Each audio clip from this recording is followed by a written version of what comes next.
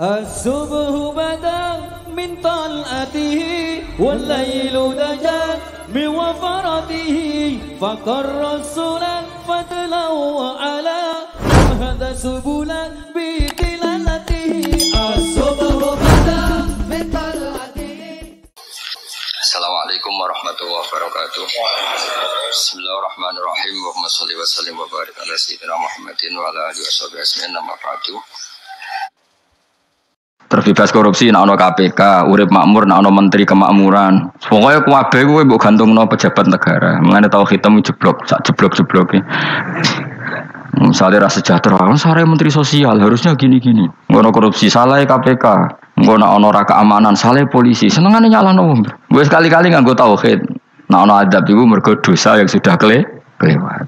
Ya tapi kan gak mungkin ngomong bernegara gitu. Tapi atas nama iman bahasa kita seperti itu. Kalau atas nama bernegara emang kita butuh polisi, butuh tentara, butuh KPK.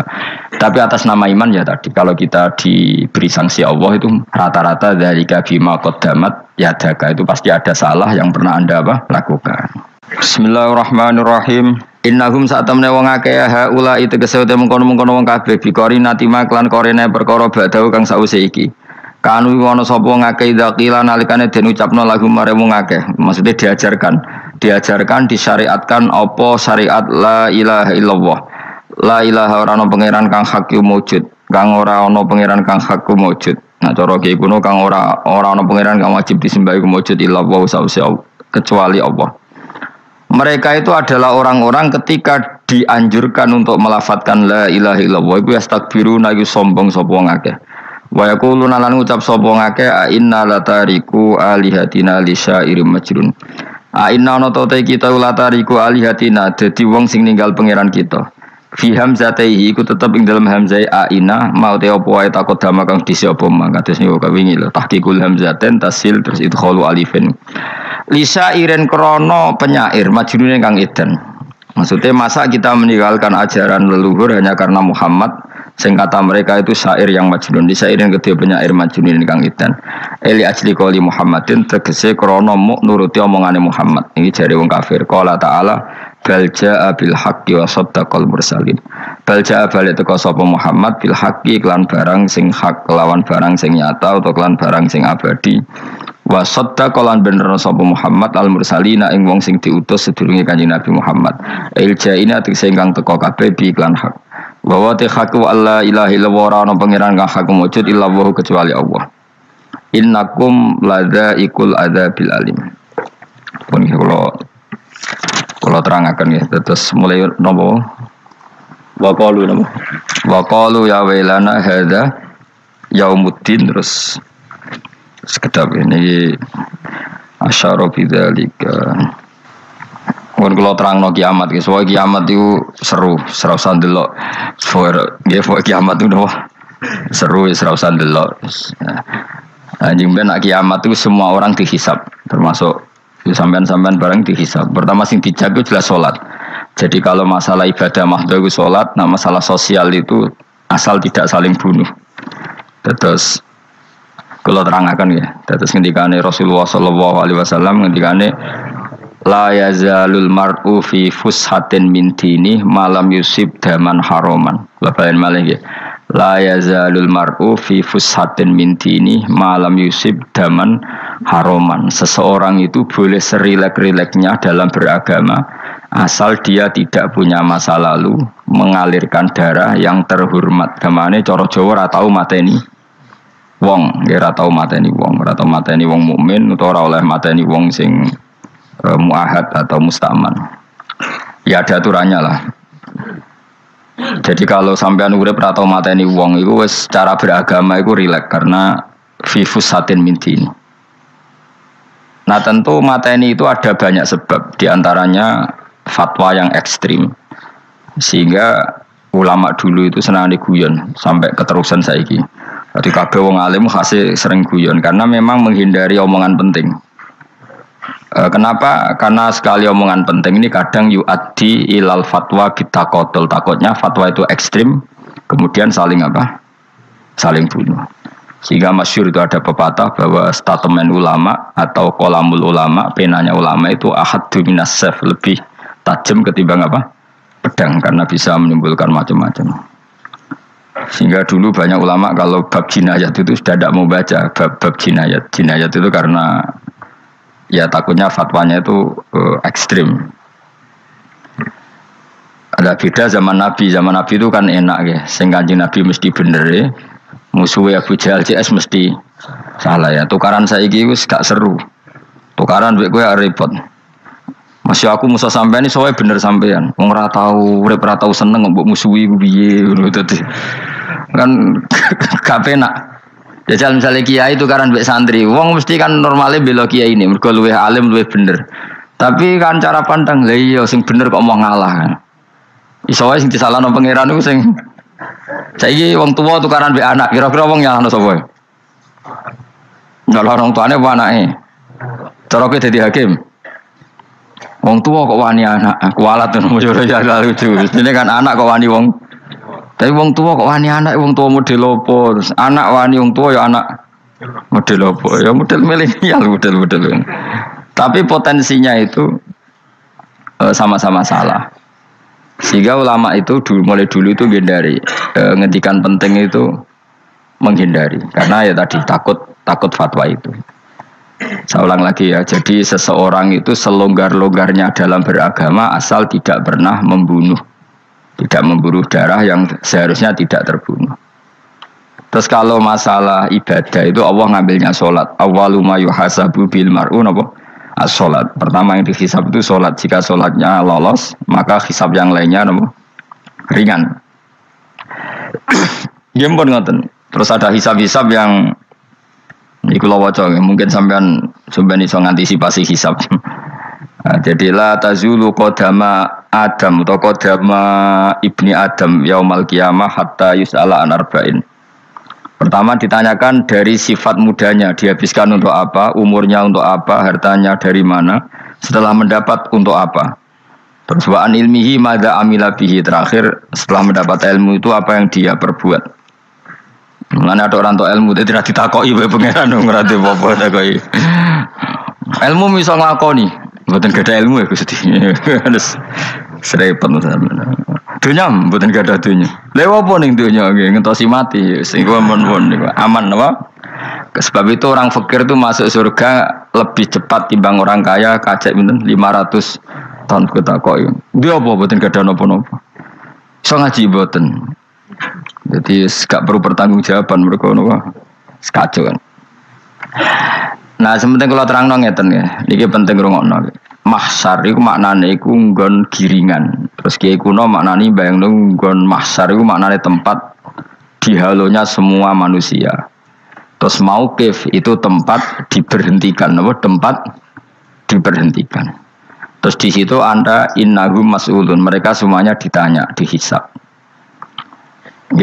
Semuanya dihisab. Terus ngendikane Kanjeng Nabi, hasibu anfusakum qabla an tuhasabu.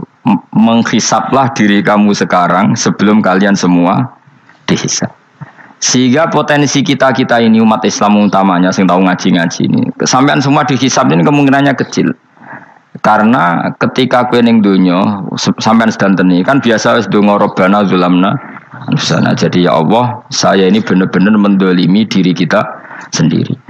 Karena tujuannya hisab itu taubah. Taubah itu mempermalukan mereka di depan umum. Saya ulang lagi ya. Jadi semua hisab itu taubihan, mempermalukan mereka di depan umum bahwa mereka orang yang buruk.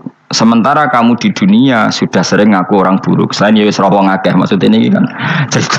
Jadi kayak ngakuin apa Robbana zalamna anfusana, sehingga ngendikane Kanjeng Nabi sebuti hasibu anfusakum qabla an tuhasabu. Menghisablah diri kamu sendiri sebelum nanti kamu benar-benar dihisab. Sehingga umatnya Rasulullah itu kemungkinan kena hisab itu kecil sekali karena tadi sudah terbiasa menghisab dirinya sendiri. Apalagi kita, kata Rasulullah, saya dikasih hadiah yang para nabi sebelum saya enggak dikasih hadiah itu.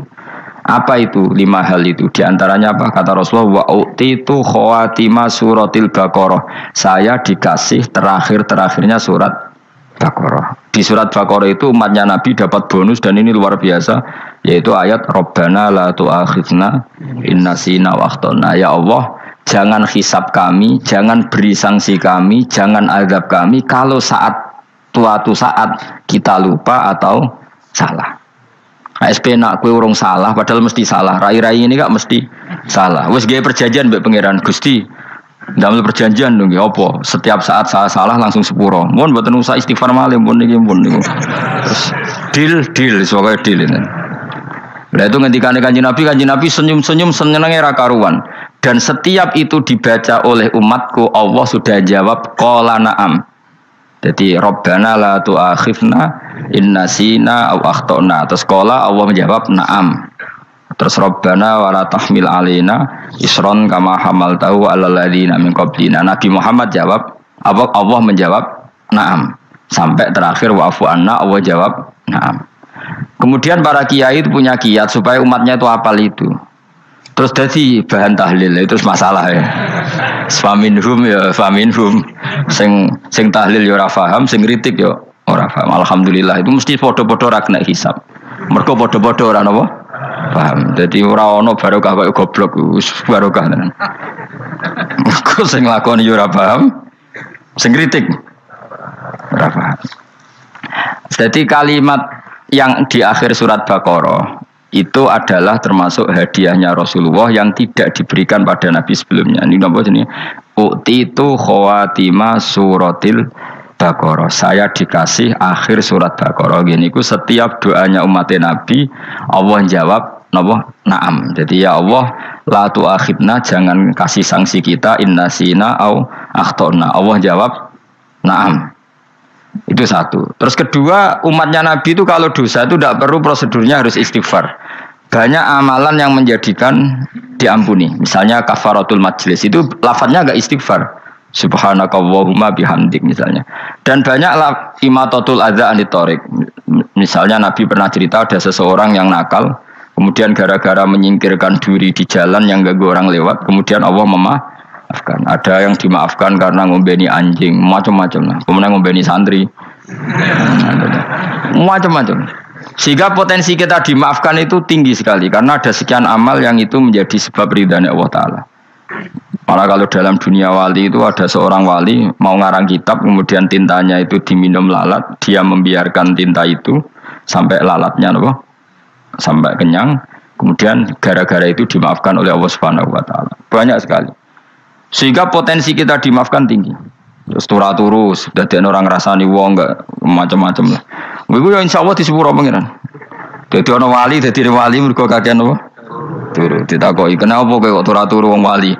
Mboten siap roh donya, Gusti." "Kenapa?" "Donya wis rusak tok, atok mboten roh Gusti." Lah iku ya mari swarga napa? Ya swargane wong turu ya kira-kira tok. Tapi jadi umat Nabi itu luar biasa. Makanya saya yang heran nih, kalau ada orang alim bikin gerakan terlalu tenanan itu keliru. Biasa mawon. Turu ku ya ibadah, wae agar gak zina, gak maling, wae agar gak nglakoni dosa gede ini sanggep bae napa? Ibadah. Karena tadi Rabbana la tu'akhidna in nasina wa akhtana. Terus Allah jawab na'am. Sehingga kiai-kiai itu takut orang itu lupa, terus dimodifikasi sedemikian rupa jadi wiridan.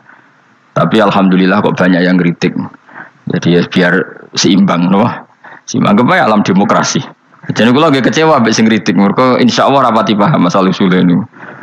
Karena satu-satunya cara supaya orang paham tuh pancen yo dijak latihan bareng-bareng. Gak ngono wis malah ra paham blas. Ya tapi tadi ya semua itu resiko. Zaman Nabi Sugeng ana ibadah sunat dilakoni terus, Nabi yo duka, kuwatire dianggap wajib. Tapi nek ora dilakoni blas Nabi yo duka, wong sunat ora tau dilakoni. Jadi sudah alhamdulillah sekarang ana sing ngritik, ana sing setuju biar seimbang no. Wong padha ora paham wae napa? Padha paham. Padahal makna ayat itu luar biasa. Rabbana la tu'akhidna in nasina wa akhtana. Terus kedua, Rabbana wala tahmil alaina isron kama hamaltahu 'alal ladzina min qablina. Ya Allah, jangan beri beban kami sebagaimana Engkau memberi beban kepada orang sebelum kami. Dulu itu kalau ada orang yang salah, itu harus dibunuh oleh orang yang tidak salah. Liyaqtulal bari'u minkum al-mujrima. Supaya yang tidak salah membunuh yang salah. Sehingga ketika umatnya Nabi Musa menyembah anak sapi, ijel itu, apa kata Allah?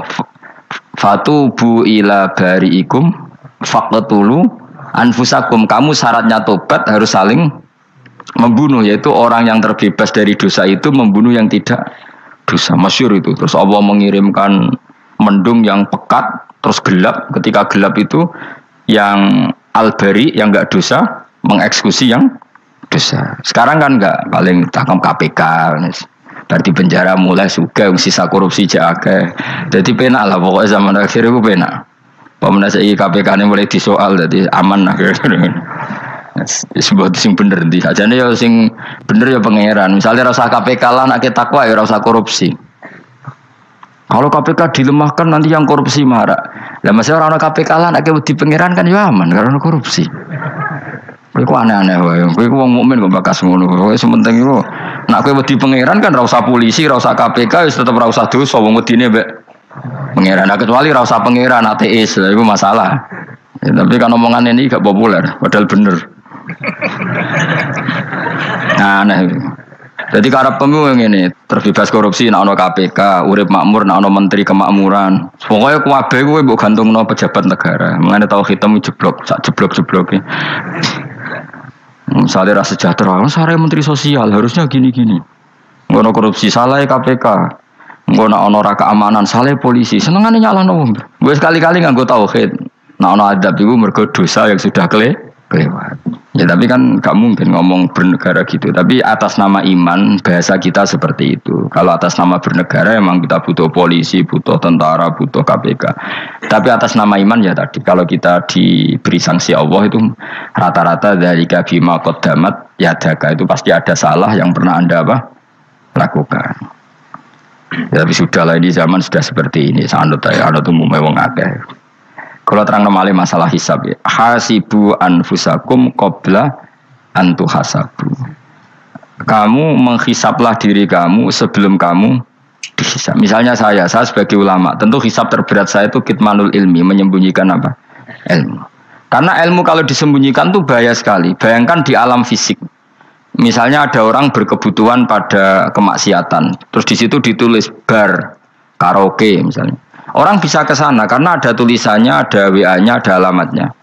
Kemudian ketika Anda bisa Fathul Qorib, tidak ada tulisannya.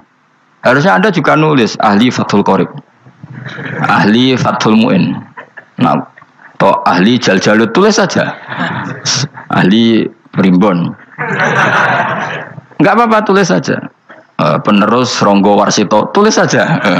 Zaman gendeng, nara melok gendeng, rakeduman, tulis saja. Tapi barokahnya tulisan itu kan orang bisa tahu. Makanya kenapa banyak orang sufi yang sudah menyembunyikan diri, wananya nakal-nakal. Karena dia disalahkan Allah, karena menyembunyikan ilmu.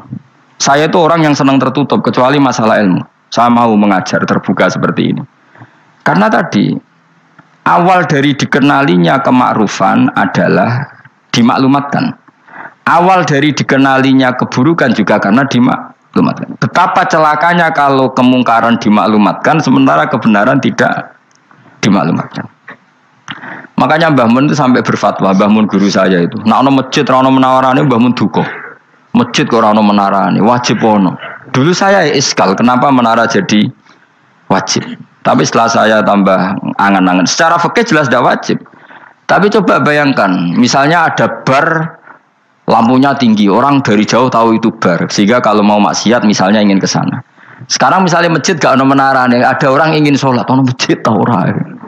Tapi baru kayak ada menaranya kan, tahu. Intinya semua kebaikan itu harus dimanarohkan. Makanya manaroh itu dari kata nur, dimenarakan, dari kata nur, dari kata dicahayakan, dimaklumatkan. Sehingga mulai dulu lama itu meskipun humul itu menyembunyikan diri. Tapi kalau masalah ilmu mereka membuka diri. Nah, coba kalau misalnya ngaji seperti saya ini, saya tidak terang-terangan jadi orang alim. Sebetulnya nggak baik. Kalau kamu ujub, sombong, aku orang alim itu tidak baik. Tapi kalau kita kan tidak karena ujub tadi, harus memaklumatkan. Coba berapa bapak-bapak yang tertolong nyari bidan ketika istrinya hamil, gara-gara tulisan karena yang nolong itu bidan, ya kan, dokter gigi. Atau kalau nggak dokter, ya ahli gigi. Ahli gigi itu yang dipasang tanpa medis itu. Nggak kamu menjadi tahu karena apa coba? Tulisan kan. Tapi kenapa kebaikan tidak seperti itu? Harusnya sampean itu tulis saja, misalnya sampean enggak alim saja, maklar orang alim. Siap menyalurkan ke tempat-tempat orang alim. Coba TKI tenaga kerja itu. Mereka tahu Korea, Hongkong karena bisa penyalur tenaga kerja. Tulis saja rumah kamu penyalur ke orang alim. Nanti antar ke berduaan. Kalau ada orang tanya, maksudnya gimana? Kalau butuh orang alim, tak antarkan. Oh ya sudah, itu kalau se-Indonesia, itu luar biasa. Jadi yang ngajinya dulu Fathul Qorib sampai bab sholat itu saja. Ahli Fathul Qorib sampai bab sholat. Tulis saja dalam kurung pemahaman pas-pasan. Enggak apa-apa. Lo coba dokter itu kan fair. Kalau ilmunya pas-pasan tulis dokter umum. Kalau dia merasa pinter dokter spesialis. Dan itu menjadi orang tahu. Tulis saya kan ke ahli saraf. Nah, lo buatan guyon itu betul. Makanya saya ini termasuk orang yang menyembunyikan diri. Tapi kalau bab ilmu enggak. Sehingga nyun saya ada sombong banyak gus-gus alim yang ngaji saya Jamul Jame, ngaji Mahali. Padahal itu kitab tersulit di pondok. Tapi gara-gara saya sering cerita, saya pernah ngaji Jamul Jame sama Mbah Mun. Saya pernah mentakriri kitab ini. Nya banyak yang ngaji saya. Kalau tanpa itu kan mereka tidak tahu. Ya sama nggak apa-apa kalau menyaingi saya. Tulis saja di rumah kamu ahli Jamul Jame. Barang diparani ahli apa ahli jilid. Maksudnya kalau kitab kamu rusak bawa sini. Ya enggak apa-apa. Nah, sehingga syarat utama jadi nabi itu sebetulnya memaklumatkan diri.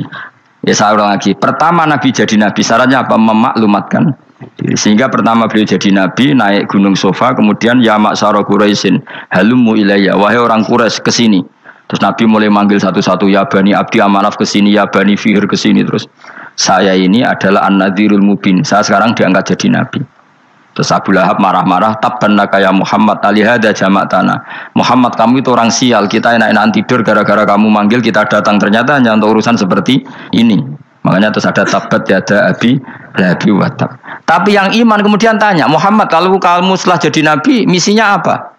Saya diutus Allah untuk kamu menyembah Allah, tidak boleh menyekutukan Allah, dan Allah memerintahkan kamu afaf itu meninggalkan zina, meninggalkan maling, gini-gini. Coba kalau Nabi tidak memaklumatkan diri, jadi Nabi sekelunak-kelunus, ketemu wong monggo nggih. Ada temu dia nggih. Sengerti nak Nabi ku sapa aja. Sehingga orang-orang yang humul, yang menyembunyikan diri itu di bab ulama masalah besar itu. Karena ciri utama dosa adalah kitmanul ilm. Makanya Nabi sidik amanat tabligh fatona. Tabligh itu lawan katanya apa? Kitman. Makanya saya ngaji di mana-mana. Saya di Jakarta ngaji, di sini ngaji, di Pasuruan ngaji. Harus dimaklumatkan ilmu. Dan kalau ada orang tanya ya tak jawab. Saya tuh kitab yang paling aneh di pesantren, misalnya yang mulai aneh lah, kayak Jamul Jame. Saya sampai sekarang masih ngajar Jamul Jame. Kitab yang aneh. Macane lagi roh judulnya pusing. Jamul Jawame, kumpulane pira-pira kumpulan. Jadi ilmu apa ae ana ning kono. Sing gak ana ilmu dukun, mboten enten. Ilmu carane bodoni ya ora ana. Ning kono mau carane mlebu swarga tok. Mane potensi kula mlebu swarga itu tinggi sekali. Cara sing model piye duwe. Dadi mun. Dadi cara sing model piye duwe. Dadi cukup banyak napa? Cara. Sampe nek cara sitok ora mesti kula nu gak ada cara kada. Dadi nek dari cara iki mentok ganti cara iki mentok.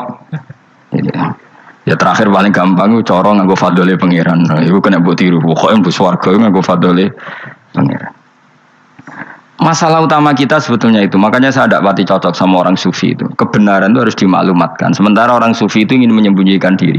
Itu kalau untuk yang alim itu tidak bagus. Wong kita saja tahu itu dokter atau bidan karena tulisan. Ini bidan, ini dokter. Dan mereka jujur, dokter umum, dokter spesialis.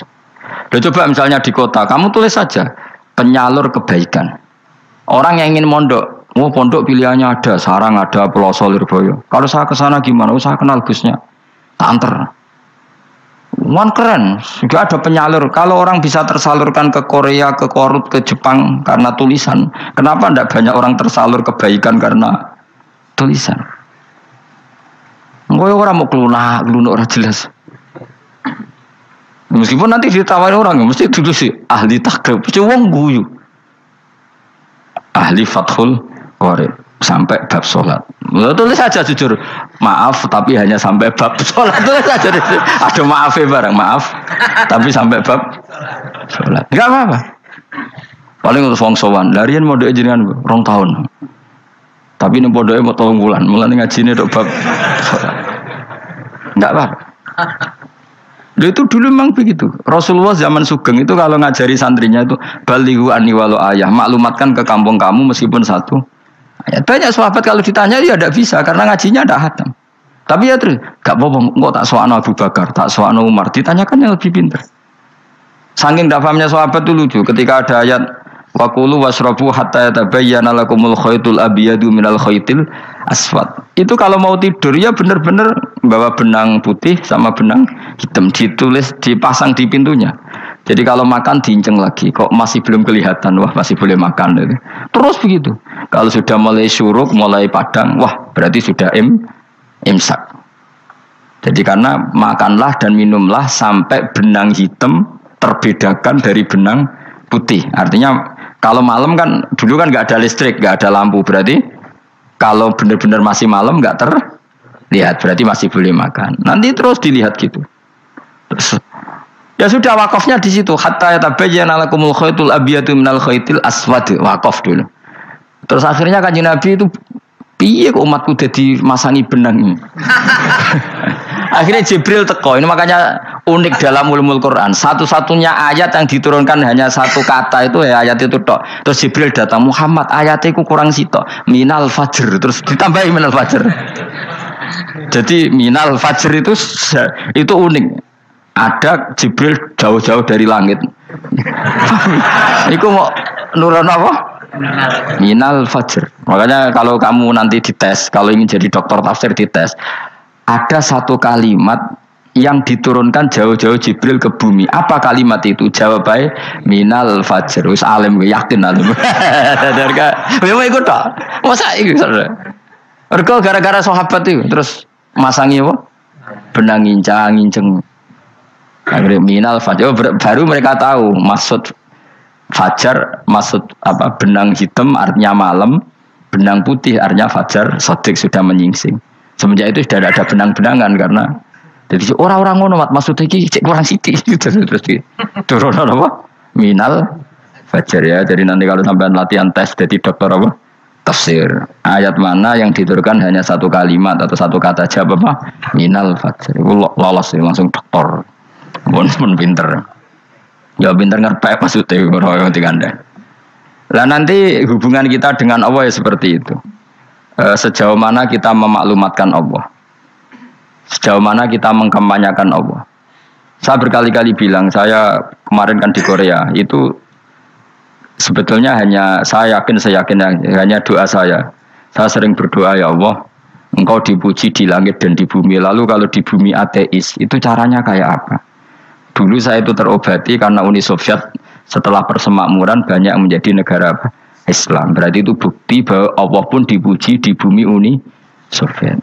Lalu yang kayak Korea kayak apa? Ternyata betul Koreanya tetap ateis, tapi gara-gara diserbu wong Indonesia. 49.000 wong Indonesia ning Korea Selatan. Iku mbok gawe sing salat separuh iku cek pira? 24, kira-kira ya digawe 20.000. Selawewu sholat kabeh, tahlilan kabeh surwami. Lah kok sing ngritik tahlil muni sunah Rasul tok surwami. Pokoke rame lah walhasil. Itu tahlilan wah itu enggak ada hadisnya. Gak apa-apa sing penting muni hadis sing sitok tahlil muni hadis ya ibadah, tahlil ya ibadah. Mbok lah soal kok bener ndi totalan guri sing penting rame. Maksudnya sementing rame ngomong visi Islam. Itu Islam tahlil sitok Islam sunnah Rasul gak masalah. Wong ape yakin bener saiki ya ora ono klarifikasi, tapi sementing kan kabeh ngomong tentang Islam. Artinya gini, Allah punya cara untuk supaya bumi Korea itu ada yang bertasbih bersujud. Mil'us samawati wa mil'ul. Allah tidak kurang cara. Golek wong kedonyan ditawarik ke sana demi uang, bareng wis ning kono dielingno pangeran. Segawe masjid, kontrak masjid macam-macam lah, masjid kontrakan ning Korea. Nang kene ra ono masjid. Pusing. Saya pernah ngisi di satu masjid itu gambare pintu gerbangnya bukan salib kan. Ternyata tingkat 1 itu gereja, tingkat 2 bar, tingkat 3 masjid. Kadang ya kebalikan masjid, bar, gereja, satu gedung. Jadi malaikat saya tidak tahu lewatnya gimana itu kalau nggak tahu itu cara lewat gimana karena malaikat bagian rahmat itu nggak bisa dia lewat salib ya. Tapi dia harus menulis ganjaran yang sholat. Nggak tahu saya lewatnya dari mana karena itu. Ya tentu dia punya cara lah. Tapi yang jelas ya agak bingung ini gimana. Itu pernah yang tingkat 2 itu bar pas aktif. Ada santri yang ya pekerja imannya pas-pasan. Kalau nanti gus badi Jumatan mlebu bar pas aktif wae wong ayu. Meh wera Jumatan. Mergo mau tingkat 2 bar, tingkat 3 masjid. Itu ono khutbah yang barnya tetap main, ada bar yang masjidnya tetap khutbah. Itu masuk bar. Sudah Jumatan apa ning kene wae.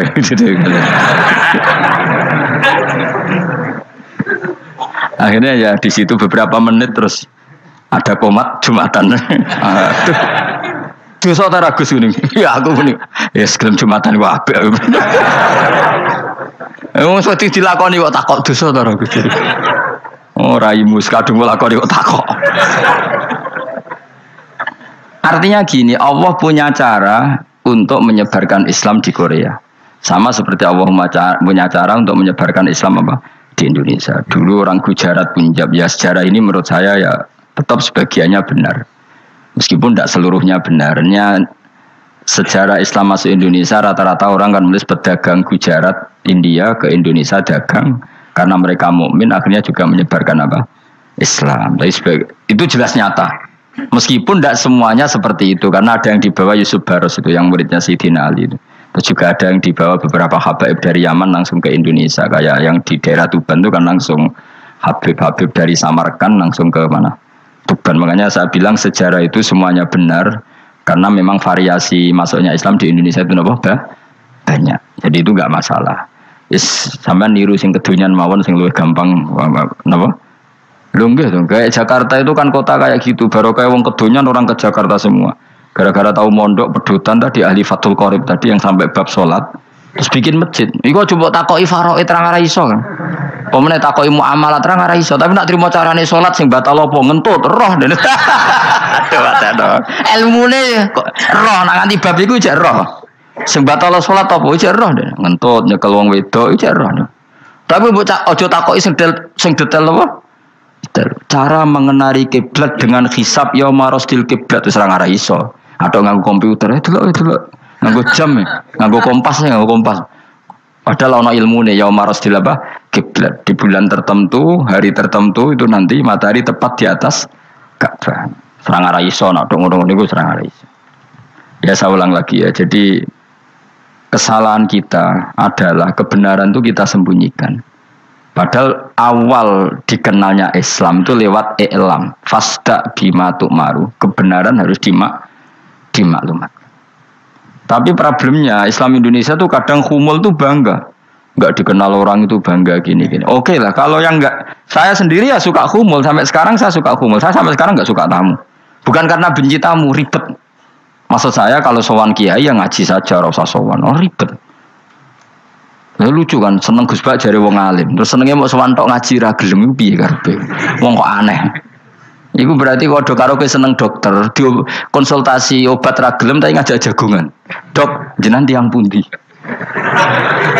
Jenengan manggen dalem mriki mulai tahun pinten? Lah ya kowe takok dokter kemalan. Mesti nek kowe takok laram apa, obate apa kok malah kenalan. Pindah Jogja tahun pinten, Dok? Dan jenengan kawin mriki tahun pinten? Lha wong jare Gus Bae wong alim kok sowan ngono. Jenengan kelahiran tahun pinten, Gus? Zaman dinosaurus. Wong alim kok takoki lahire iku piye karepe? Susah gak takok pisan matiku kapan to. Coba betapa naifnya kita kalau kita suka dokter, terus kemudian kamu takok, Dok, kelahiran tahun pinten jenengan? Aneh kan? Nak kowe seneng dokter mergo mau konsultasi berobat ya ngomong saja apa yang kamu butuhkan. Nak kowe seneng wong alim yo ngaji titik. Nah kowe misalnya seneng artis, delok konser artisnya takok kelahiran tahun piro. Gak penting artis ayu buat delok seneng, wis sudah gitu aja. Ora wong alim yo ngono ngaji seneng.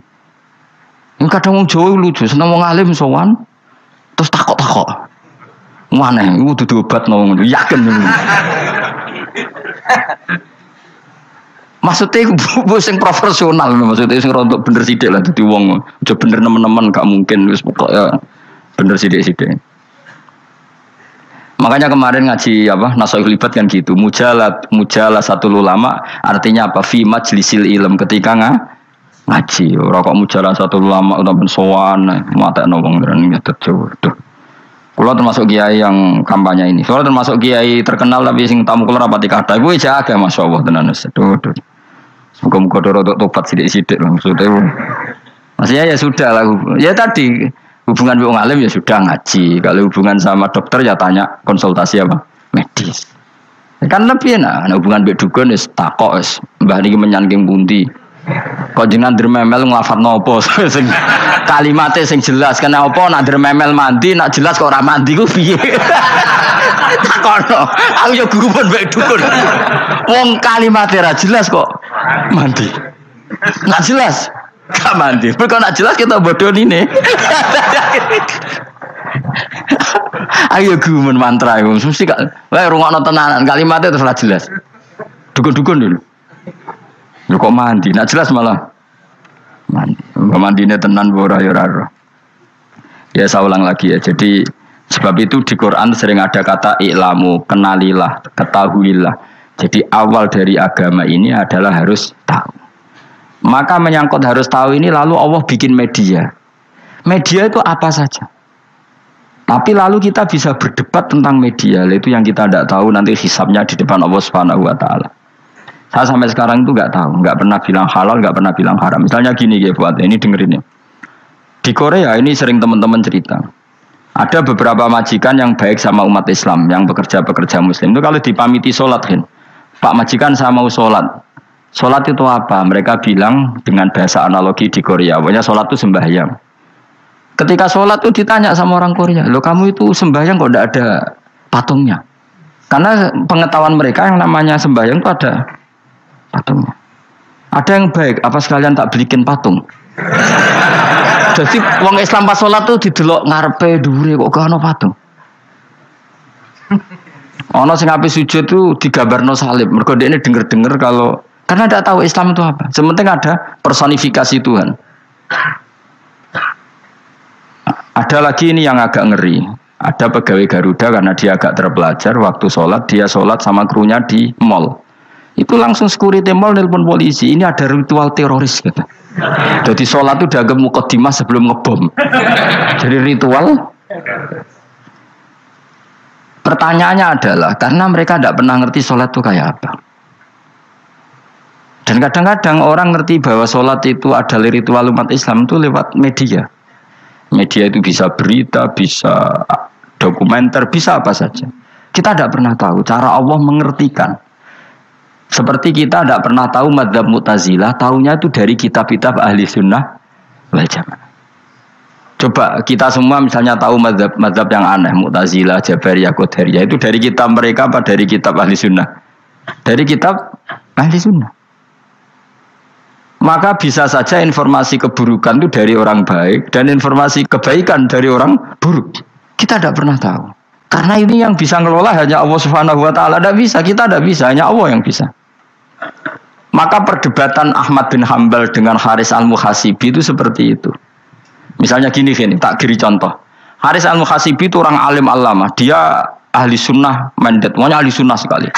Dia mau ngarang kitab tentang dia menentang Mu'tazilah, menentang Qadariyah, menentang Syiah. Terus setelah mau ngarang kitab, ditanya sama Imam Ahmad, ya Haris, kalau kamu ngeriting Mu'tazilah, awalnya gimana caranya kalau ngarang kitab? Ya saya cerita pendapat mereka dulu, lalu saya tentang. Imam Ahmad guyu-guyu. Bukankah setelah kamu cerita mazhab mereka plus argumentasi mereka, jangan-jangan pembacanya sudah tertarik. Pas kamu nentang, kamu sudah dianggap gawe-gawe. Karena kadung tertarik. Saya tak contoh wae, misalnya gini, kowe sekarang rasa bareng dadi wong soleh biasa wae. Aku ono gambar wong wedok montok tak tulis, hindari ini. Kira-kira dia mau hindari apa gambare? Enggak jawab ya, kira-kira lho.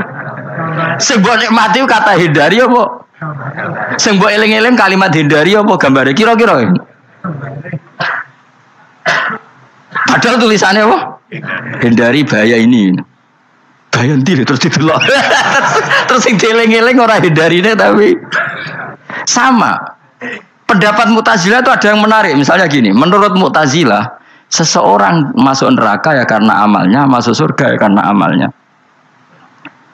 Apa artinya kalau masuk surga karena fadli Allah?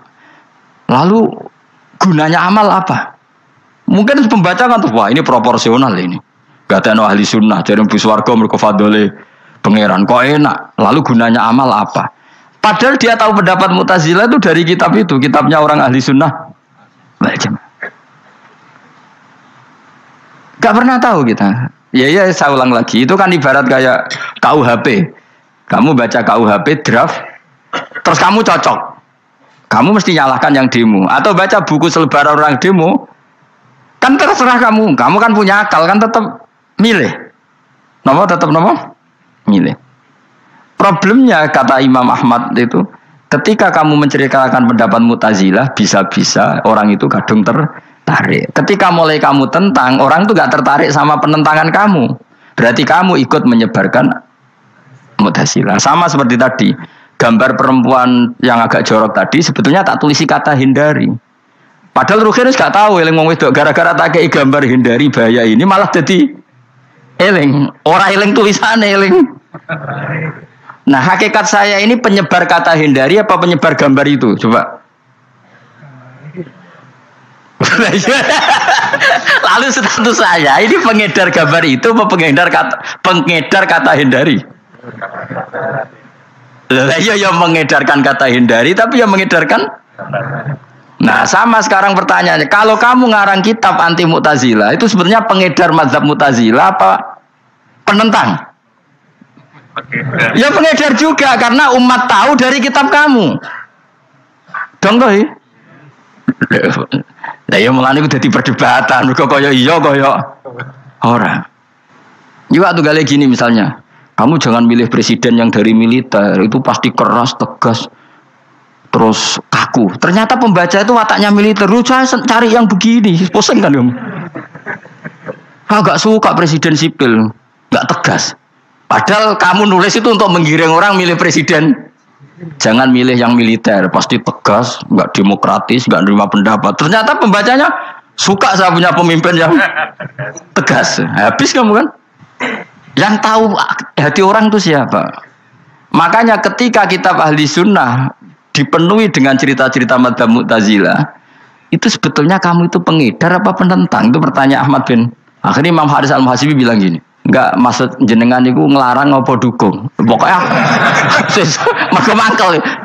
Dari Imam Haris, yo aku pokoknya ngomong ngono ae pokoknya. Terus akhirnya Imam Yus nangoten kita arahe jenengan mboten sedo ngarang. Makanya Haris Al-Muhasibi akhirnya enggak mengarang kitab itu. Dia sebenarnya pernah rencana Kitabul Firaq fil Islam. Dia mau ngarang kitab kelompok-kelompok dalam Islam. Ya coba mau apa coba? Misalnya kamu bela tahlil, nasibnya juga seperti itu. Hujahnya tahlil, ini. Terus hujahnya penentang tahlil. Yang bisa mengendalikan pikiran pembaca siapa? Ternyata dia tertarik sama pikiran penentang. Lucunya yang menceritakan kamu, pengagum tahlil. Kan tidak pernah tahu. Nah, dari ceritanya Mbah Mun lucu. Mbah Mun itu mondok Lirboyo. Itu di Bandar Kidul, akeh wong ayu. Itu dulu babanya Mbah Mun itu ada yang suka orang sana sampai nikah orang sana juga pulang ke sarang. Itu diantara mbah-mbahnya Mbah Mun.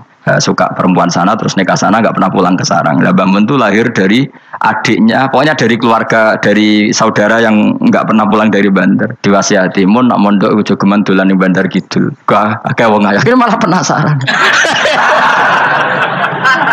Justru kalimat itu yang menjadikan maksudnya aku ajune nganti sepiro nganti mbahku katut kan malah akhirnya penasaran. Lare kata Mbah Mun tak angen-angen bener Imam Ahmad bin Hambal. Maksudnya itu kalimat itu pancen ribet. Kalimat itu ribet pancen. Coba milih mana coba? Jong ojo geman moro pasar opo lah nang daerah kono. Ono opo? Bahaya kan. Gara-gara kamu melafatkan itu malah orang penasaran. Di sana ada bareng delok ning kono ya nak terus mulai nak ora. Nah, makanya pertanyaannya, pengarang buku juga kena hisab karena sebetulnya apa yang dia tentang orang lain menjadi tahu karena ceritanya dia. Coba kamu ngarang kitab saja yang anti Syiah atau anti Mu'tazilah atau anti Murji'ah atau anti otoritarian, mesti pembaca itu nggak bisa kamu kendalikan. Nah, itu juga rawan hisab, makanya berat. Pokoknya walatus aluna yauma idzin anin naim, semua itu nanti dimintai tanggung jawab oleh Allah Subhanahu wa taala. Karena kita tidak pernah tahu. Akhirnya Haris Al-Muhasibi gak ngarang kitab. Imam Ahmad itu tidak punya karangan kecuali riwayat Musnadu Ahmad bin Hanbal. Kalau ada 14 juz. Dia tidak punya karangan. Ketika ditanya, saya takut membuat hal baru dalam Islam. Karena karangan itu kan mesti melogikakan hukum. Sementara Allah tuh kadang nggak butuh dijustifikasi seperti itu. Jadi cara kitab usul fikih ini, sama tak bedai. Mungkin nggak Allah menyuruh kamu ngangkat gunung Merapi tanpa alat? Nggak, jawab saja. Latihan pinter. Mungkin nggak Allah menyuruh kamu disuruh ngangkat gunung Merapi? Mungkin nggak? Mungkin apa enggak? Itu ulama usul fikih berdebat. Ada mengatakan tidak mungkin. Karena Allah tidak akan memerintahkan sesuatu yang tidak dimampui mukhatab, yang tidak dimampui manusia. Masuk akal. Kaul kedua mengatakan mungkin, butuhnya Allah itu mau wong muni yo tok nurut. Senajan to gak mungkin. Ayo Hen, Gunung Merapi angkat Hen. Nggih Gusti, siap. Langsung melayu mara. Kuwi Allah wis seneng, wah nurut aja iki. Tapi ya kemungkinan cek goblok ora takok sik. Kita kan tidak pernah tahu, makanya ulama ini debat. Kira-kira nak Hen, Gunung Merapi angkat. Potensinya kan dua, kue langsung melayu apa ngangkat. Potensinya kan, kok goblok kayak ngono rata kok. Bicarane kok. Tapi ya mungkin dilembek pangeran. Cek nuruti, ora paham-paham lah melayu. Ki milih ndi? Status sing ngene iki nurut apa goblok? Jawab, nurut apa goblok? Ya nurut goblok. Ya coba ngono lah. Kita ndak pernah tahu. Mulane tetap pada akhirnya kita itu wain adri. Kita tidak pernah tahu. Tapi kita tahu bahwa semua ada hikmahnya. Makanya kadang orang alim itu bilang saya alim, kadang bilang saya tidak tahu. Maksudnya kita tahu Allah memerintahkan pasti ada hikmahnya, tapi kita tidak tahu maksudnya apa. Ya sudah seperti ini. Akhirnya dunia ya sudah seperti ini. Ya kadang ngerti, kadang nggak ngerti. Ya sudah biasa ya. Kalau kita tak tahu isi sesuk urip to ora. Mungkin jawab ya. Munir roh iku nyatane yo koyo roh. Munir roh yo ora roh nak mati. Mulane sudah. Kadang takoki sesuk iku jeng yo ziarah nggih, Mbah. Tapi kadang wawa alam, Mbah, insyaallah. Ya karena memang ya enggak pernah tahu. Karena apa ya? Wis ra kena diterangno, Bang. Mulane kula niku gak ada kitab-kitab perdebatan ulama, anak gejol-gejolkan ngoten niku. Saya ulang lagi ya, kalau kamu mengarang kitab menentang pendapat Mu'tazilah, itu artinya kamu menceritakan pendapat Mu'tazilah, lalu menyebarkan kesalahan mereka. Pertanyaannya, pembaca pertama kali tahu pendapat Mu'tazilah gara-gara cerita kamu. Itu sama, pembaca tahu gambar perempuan gara-gara edaran kamu. Meskipun kamu menulis hindari, tapi kan menjadi tahu. Kamu berarti penyebar kata hindari apa penyebar gambar? Apa penyebar kata hindari? Itu ibarat kayak gini, ada anak kecil baru umur SMP kamu nak hindari narkoba. Bentuknya kayak ini loh nak. Padahal anak kamu itu bakat soleh yang nggak terlintas narkoba. Gara-gara buat cerita ini menjadi tahu. Sekarang omongan itu dihisap tahu orang menjadi tahu gara-gara kamu. Tapi kamu nggak ngandani, takut anak kamu kejebak narkoba. Milih mana? Bingung tuh ke? Wingi-wingi ra bingung ora tau mikir. Maksudnya ya terus. Aku ya gumun, wong ora tau mikir ya udah urip. Jadi ya sudah. Enggak angel pancen urip ya angel. Mane ngaji, mane ngaji. Ngaji minal fajr. Minal fajr. Itu satu-satunya ayat sing turun mau sak kalimat. Jadi ora sak ayat mau sak kalimat, sak kata kalau dalam bahasa Indonesia. Mun kula terusno. Oh, masalah yamin iki kula terangno. Yamin itu maknane arah kanan. Arah kanan maknane arah yang dikira benar. Jadi orang Arab bilang kalau sesuatu benar itu disebut kanan. Mulane ashabul yamin. Tapi kalau orang salah disebut ashabus simal. Jadi sebetulnya itu bahasa-bahasa ya memang bahasa Arab seperti itu. Partai kanan berarti benar. Kalau partai kiri salah. Gitu. Tapi sekarang katanya ada wasatiyah, tengah-tengah. Ya saya malah bingung tengah ning di. Tapi nah istilah Al-Quran itu jelas ada yamin, ada simal. Tapi kalau wasat itu bahasa sosial. Tapi ya sah. Bahasa itu juga sah. Wong nopo sebut ini ummatau wasatol litakunu syuhada napa. Wa kadzalika ja'alnakum ummatan wasata. Mun kalau terus jadi arah kanan itu maknanya apa? Arah yang benar. Makanya disebut ashabul yamin. Kalau salah disebut ashabus simal. Innakum ladzaikul adzabil alim. Innakum satamne sira kabeh. Fihi tetep dawu, fihi ku tetep ing dalem dawu innakum. Iltifatun ono iltifat. Iltifat iku merubah redaksi. Mau kan tentang hum itu dhamir ghaib, tapi sekarang jadi dhamir mukhatab. Ladza ikul adzabil alim, yektine wong kang bakal nyeksani, bakal ngrasakno siksa sing pedih. Wa mutzauna lan ora den wales sira kabeh ilama kecuali perkara illa jazaa, kecuali wales perkara kuntum ono sira kabeh tak malu nang nglakoni sira kabeh. Illa ibadah wahil mukhlasin, kecuali kaulane Allah sing ikhlas. Jadi semua orang itu akan kena siksa kecuali kaulane Allah sing napa? Ikhlas. Ikhlas pokoke enak-enak ibadah ikhlas. Mun nang ngandel kula ibadah paling nyaman ikhlas. Mulang ya mulang ae mergo perintah Allah. Cek murid temroh hae guru cek ora ben sak karep-karepe pokoke mulang ya mulang ae. Sekolah nek pokoke mulang-mulang ae. Cek roh aku ora urusan pokoke mulang wis. Golek ridane Allah ben sebene akhirat ra kakean hisab. Ribet mikir manusa ribet. Pemane mikir hak-hakmu ribet. Turuti ora tau waras, repot kabeh. Ben ngono sendunya ben ngono. Adikmu mesti dianggap ae urip sedina-sedina. Sing ngongkon bayangno urip suwi kuwi sapa? Wa amali akhiratika ka annaka tamutu hoten. Mane kula nek ndek 200.000 tak anggap wage. Urip nganti sesuk dhuwit 200.000 cak iki. Lah kowe bayangno dhuwit akeh bayangno urip nganti 20 tahun. Sing ngongkon bayangno ngono iku ya sapa? Jelas Nabi dawuh wa amali akhiratika ka annaka tamutu hoten. Kamu ngamal untuk akhirat seakan-akan mati be. Jadi misalnya aku digedingi wong sak menaki, digedingi mau sewengi enteng, sesuk wis mati wae. Jebule cek urip. Ya enggak bae cek sesuk. Kan mau sedina-sedina ngitunge apa? Mulane anggere ana panitia ngundang aku pengajian ku pusing. Aja mbok undang saiki, aku mari bingung. Pokoke nek sesuk acara bengi aku kandhani. Mboten Gus ben ana kepastian. Kepastian mbahmu ora melok duwe donya men kepastian namanya. Wong ora tau ngaji tauhid to namanya. Pas, ya coba 2 bulan lagi disuruh bilang iya, ben ana pas. Sing iso ngatur donya sapa? Akhirnya, tapi ini ben ana kepastian mbahmu manusa sing iso nonton sapa? Pokoke nek acarane Senin, aku kandhani malam Senin, aku ana ya iso wae lunga. Gampang kan? Tapi kan jantungan. Akhirnya golek kiai serep. Alhamdulillah ra sido. Terus kalau ngaji teng mriki pokoke umume iku akhir bulan iki ngono tok santai wis. Ya biasa wae.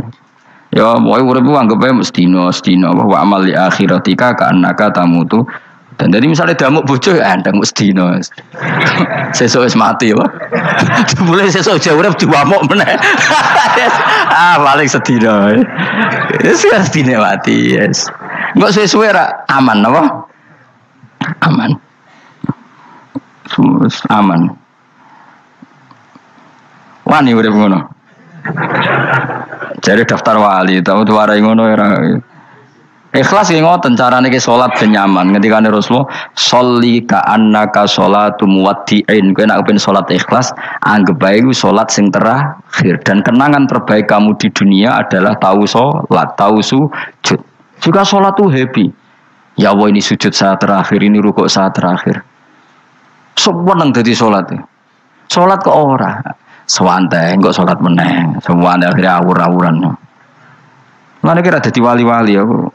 Krasa Kang, nek dadi wali kok ana ambune. Kita ora ana ambune semboyo. Maksudnya ora usah wali-wali papan atas, sing ringan-ringan ae, sementing bener. Jadi syaratnya wali wa amal li akhiratika ka annaka tamutu dan beramallah untuk akhirat kamu seakan-akan kamu mati. Bisa. Jadi misalnya diutang, tapi sahur jangan utang sahur ngawur sembrono. Contohnya aja utang, aja nak utang bahaya. Enak kan? Jadi di masalah berat ya enteng. Wong urip mau napa? Sedina. Apa meneh aku luwe wali meneh, ora nganti sesuk malah. Setiap saat aku iso mati. Berarti nanti masalah kan lep sedilu. Cuma masalah kowe permanen bermati tambahan rokok lha kok sampai. Malah selawase. Lawas. Mulane masalah ning donya tok ora usah sampai tok akhirat. Ojo. Apa kan repot ngajazai kowe. Seakan-akan mati besok. Pertanyaannya apa setelah mati gak ada masalah? Ternyata tambah banyak masalah. Sebenarnya sementing ikhlas semua. Wa illa ibadah wahil mukhlasin. Jadi kalian semua pasti merasakan siksa dan akan dibalas kecuali mereka sing ikhlas. Mesti ikhlas itu aman. Illa ibadah wahil mukhlasin kecuali kawulane Allah sing napa Soma ja'alna minal mukhlisin ya. Mungkin kalau jenengan sedanten termasuk yang sing napa ikhlas. Pokoke dilatih. Nara dilatih dipaksa. Pokoke luwateh paksa. Nggih kus pokoke paksa. Paksa supaya sampean ikhlas. Ya wae misalnya kowe ngandalo pejabat ya mati. Nak mati ora kuat. Sing kuat namung Allah Subhanahu wa taala. Jadi sehingga terlatih. Nah, bagaimana mungkin saya bisa hidup tanpa komunitas nasional, ya kamu yakin aja komunitas itu bisa saja mati atau benci kamu atau perubahan sistem. Ya kayak dhisik misalnya wong duwe wartel iku koyo sugih toko wartel. Bareng ono HP gitu tuntas. Dulu misalnya wong duwe telepon rumah itu koyo sugih ono HP ya tuntas. Jadi perubahan-perubahan ini menjadikan kita tidak percaya terhadap dunia ini. Mesti ora iktimat, ora tetanggenan be dunia ini. Yang enggak pernah berubah hanya Allah Subhanahu wa taala. Misalnya ngono, kowe sayang anak, iso wae anakmu sampeyan gedeng kowe aja katut bojo. Kowe sayang tangga iso wae gedeng kowe. Utawa ana perubahan sistem sing dadekno kowe ra urip ning kono, misale kowe ndonga muga-muga disenengi wong bidukan, jebule kowe ditakdir urip di daerah lah. Enggak ada pernah tahu. Yang mesti abadi namung Allah Subhanahu wa taala. Semalane illa ibadah wahil mukhlasin. Kecuali kaula-kaulane Allah sing mengikhlaskan amal hanya krana Allah Subhanahu wa taala. Ayil mukminina tegese pira-pira mukmin. Uti dawuh iki istisna mungkotion kang terputus. Dzikra jazaahum. Utawa ngene, dzikru jazaihim mutawi nutur piwalese para al-mukhlisin fi qouli ta'ala ulaika lahum rizqum ma'lum. Ulaika te mungkon-mungkon sing ikhlas ulahum tetep kedhe ulaika fil jannah rizqun utawi rezeki maklumun kang wis ditentokno bukrotan ing lembek besok wa asyan waktu sore. Rupane rezeki apa fawakihu iku pira-pira buah-buahan badalun dadi badal au bayanun utawa menjelasno rezeki maring rezeki. Bahwa tekang aran fakihah utawa utawi arisku ngrupa fawakih ma perkara. Yuk kalau kang den pangan apa mata lagu dan krono enak-enakan lali hifdzi sihatin ora kok krono jaga kesehatan. Jadi ning swarga iku mok sifate pakanan mung enak-enakan tok, ora ana makanan pokok. Mergo makanan pokok kowe mangan beras ning Indonesia kan nggo ketahanan fisik. Sementara di surga tidak perlu ketahanan karena dijamin fisik kamu abadi. Paham bisa ulang lagi ya. Kalau di dunia kan kowe butuh mangan pokok supaya mempertahankan fisik. Karena fisik kamu rawan rusak kalau tidak makan makanan pokok. Sementara di surga fisik kamu tidak mungkin rusak sehingga tidak perlu makanan sing pokok. Kabeh sifatnya makanan mau gue enak-enakan tok.